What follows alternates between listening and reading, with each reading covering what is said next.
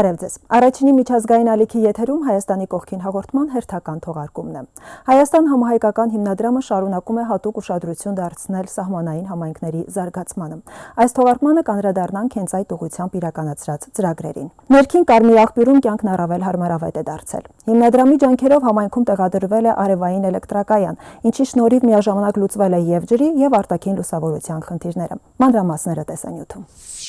Տավուշի մարզի ներքին Կարմիր աղբյուր գյուղում արդեն 2 տարի է արևի ջերմությունը դարձել է նաև կայուն էներգիայի աղբյուր։ Համայնքային ենթակառուցվածքների տանիքներին տեղադրվել են արևային կայաններ, որոնք խնայում են էներգիան, իսկ միջավայրը դարձնում ավելի մաքուր եւ անվտանգ։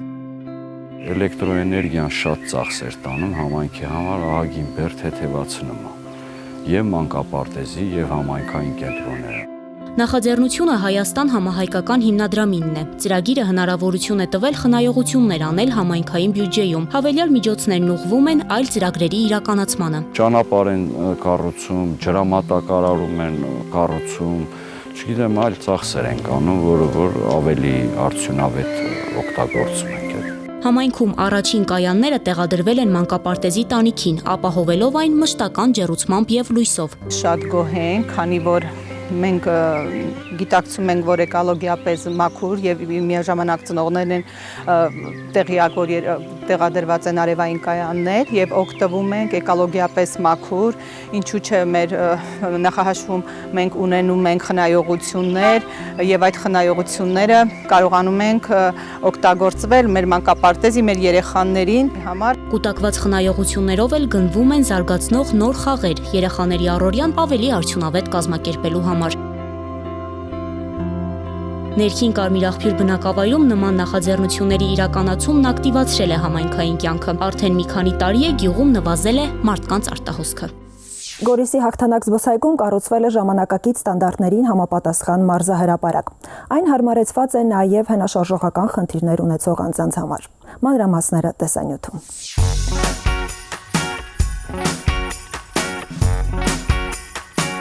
Գորիսի հաղթանակ զբոսայգում նոր ժամանակակից մարզահրապարակ է կառուցվել։ Այն դարձել է բնակիչների սիրելի ժամանցային վայրերից մեկը։ Մարզահրապարակը կառուցվել է Հայաստան համահայկական հիմնադրամի եւ ԱԿԲԱ բանկի վիզա բարերար քարտապանների կատարած անկանխիկ վճարումներից ձևավորվող միջոցներով։ Ցանկացած փոքր ուզում է զբաղվել սպորտով, կունենան մշտական տեղ, որտեղ կարողանան մարզվել, զարգացնել, մյուսներին իրենց օրինակով ցույց տալ, թե ինչքան լավ է առողջ ապրելակերպով ապրելը։ Այսպիսի եւս 2 մարզահրապարակ է կառուցվել նաև Շիրակում եւ Լոռիում։ Այս մեկը ամենամեծն է, որտեղ կառուցվել է նաև առանձին բասկետբոլի եւ ֆուտբոլի դաշտ։ Մարզահրապարակի նախագծմամբ զբաղվել է Street Workout Ֆեդերացիան։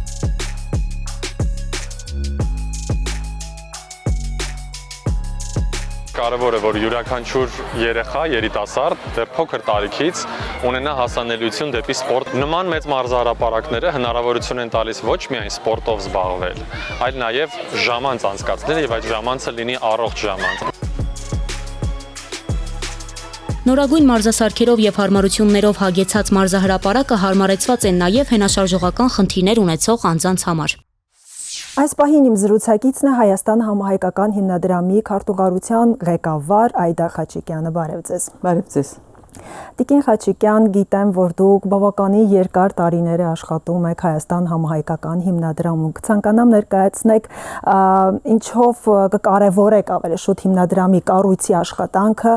հասարակության եւ Հայաստանի տարբեր համայնքների զարգացման գործում։ Շատ եմ կարևորում Հայաստան համահայկական հիմնադրամի դերը ընդհանրապես մեր ժողովրդի, մեր երկրի, մեր հայրենիքի համար հետադարձ հայացք հետնետելով մենք տեսնում ենք, թե ինչ բազմաթիվ, բազմազան ծրագրեր է իրականացնել հիմնադրամը։ Պարզապես նույնիսկ անհավատալի է, որ նայում ես իրոք առաջի օրվանից մինչ այսօր ինչեր է արել, բայց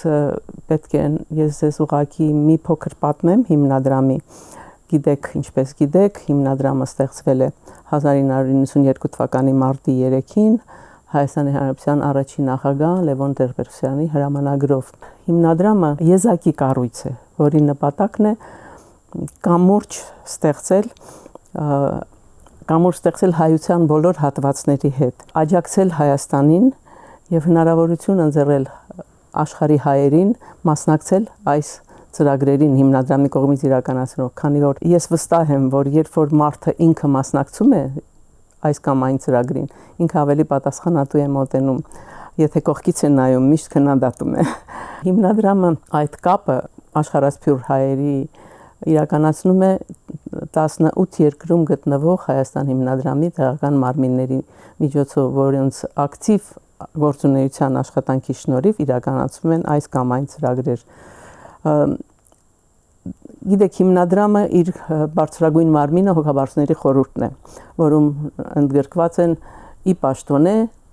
նախարարներ, նախագահ, վարչապետ, նախարարներ, եկեղեցական կառույցները, կուսակցությունների ներկայացուցիչները եւ այլ անձանք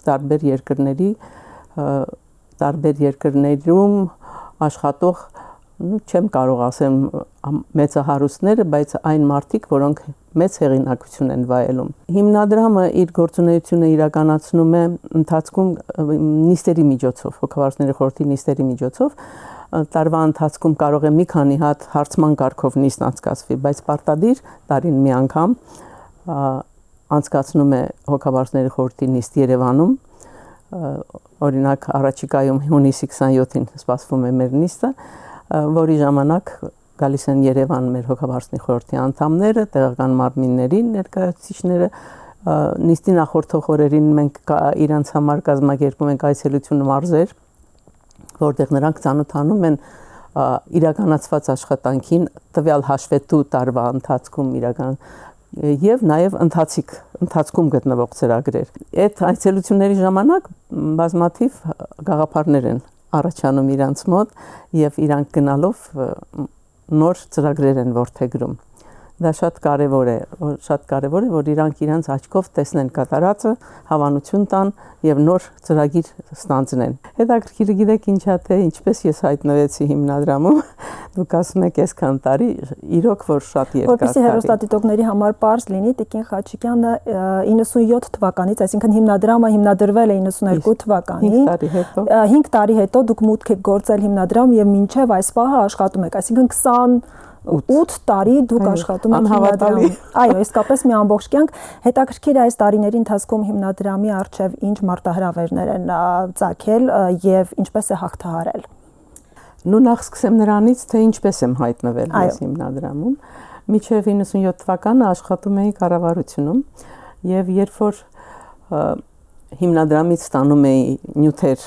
վարչապետին ներկայացնելու համար, ուսումնասիրում էի, ծանոթանում էի ու միշտ ասում եմ, այս ինչ հետաքրքիր կառույց է, այս ինչ լայնածավալ ծրագրեր անում բարեսիրական։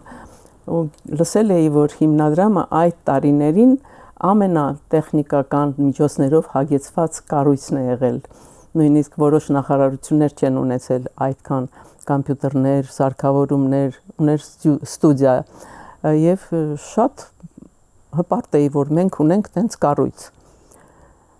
Մտքովս անգամ չէր անցնում, որ ես կարող եմ մի քանի տարի հետո հայտնվեմ հիմնադրամում։ Եվ տեսեք, որ 97 թվականին այն ժամանակ առաջի գործադիր տնօրեն Մանուշակ Պետրոսյանի հրավերով մտա հիմնադրամ եւ դառա թիմի անդամ։ Թիմ ասելով նկատի ունեմ, որ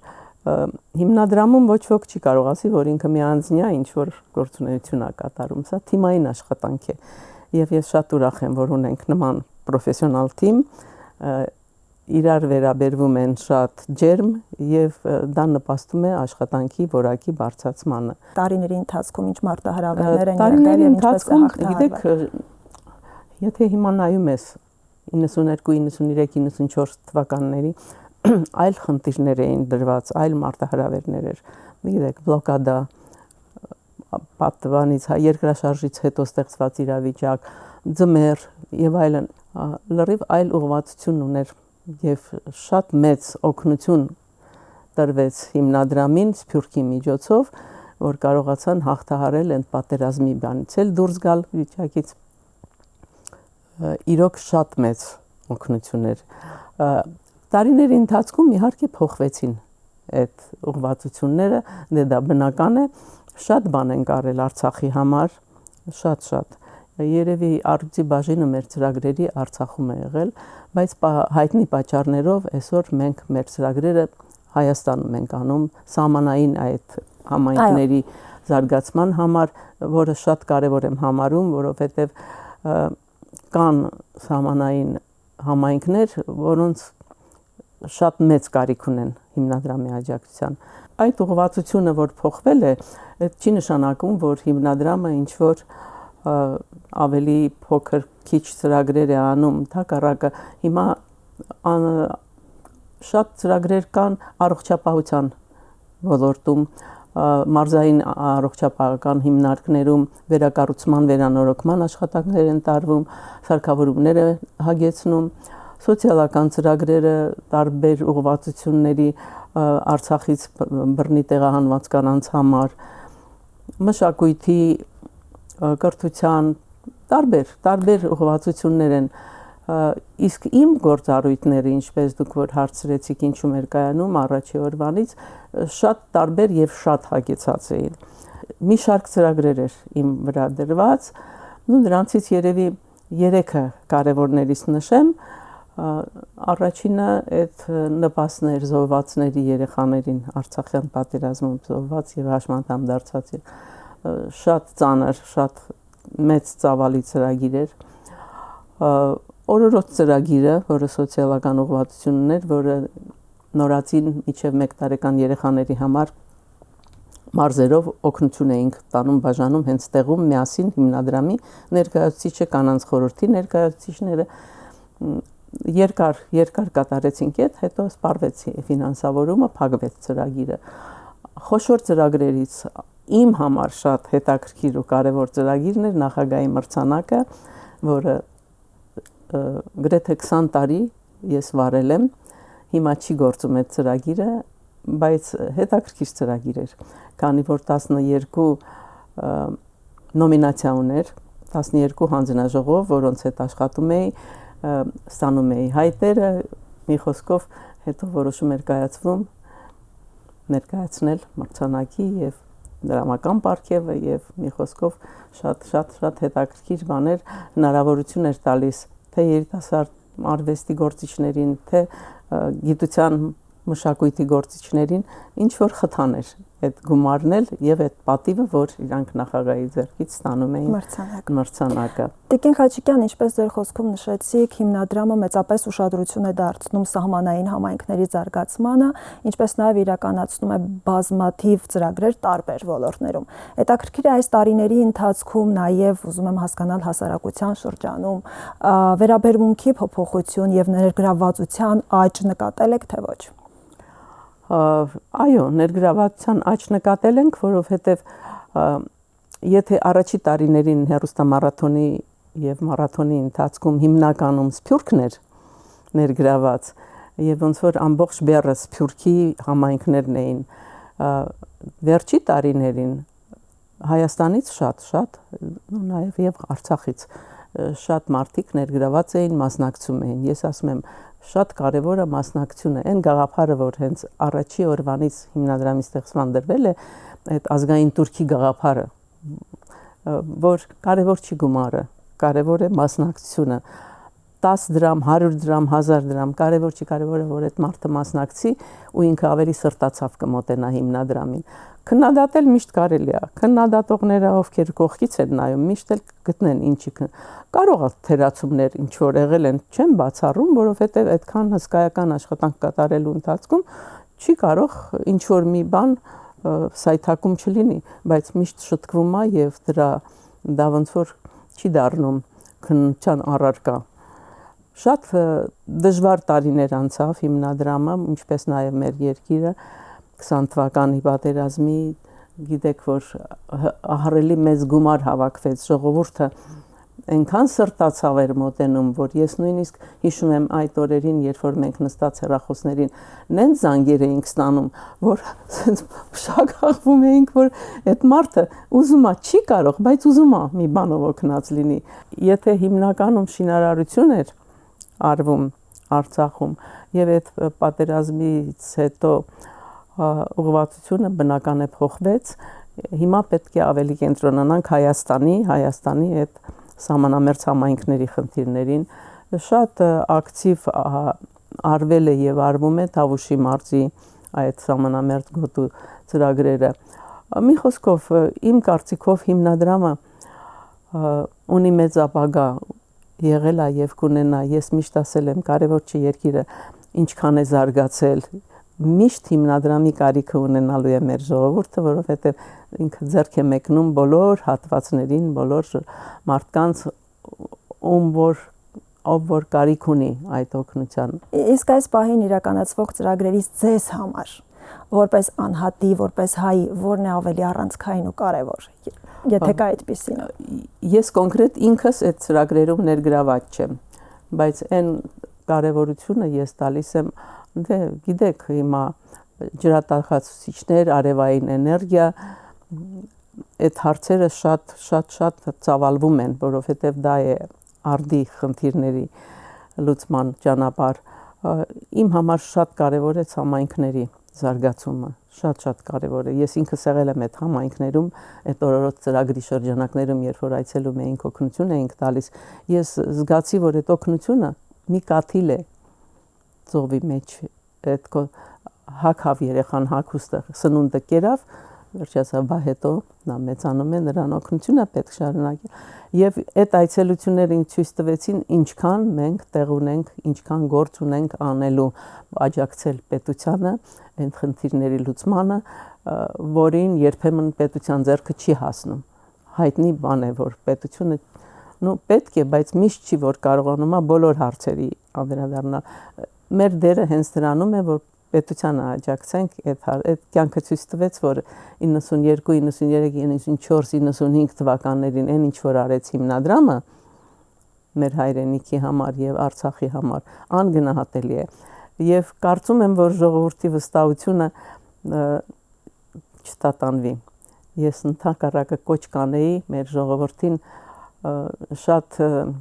նրբանկատ մոտենալ հիմնադրամին, գնահատել, պահել, փայփայել։ Եվ կարող եմ ասել, ես նաև ուզում եմ ցանկանալ խաղաղություն մեր երկրին, որ մենք էլ հնարավորություն ունենանք ել ավելի զարգացնել մեր ծրագրերը, ծավալվել, ընդլայնվել։ Եվ զարգացնել։ Շնորհակալ եմ շատ Տիկին Խաչիկյան, շնորհակալ հրավերի համար։ Հիշեցնեմ մեր հեռուստադիտողներին, որ ես զրուցում եի Հայաստան համահայկական հիմնադրամի քարտուղարության ղեկավար Այդա Խաչիկյանի հետ։ Մենք կհանդիպենք ուղիղ մեկ շաբաթ անց ցտեսություն։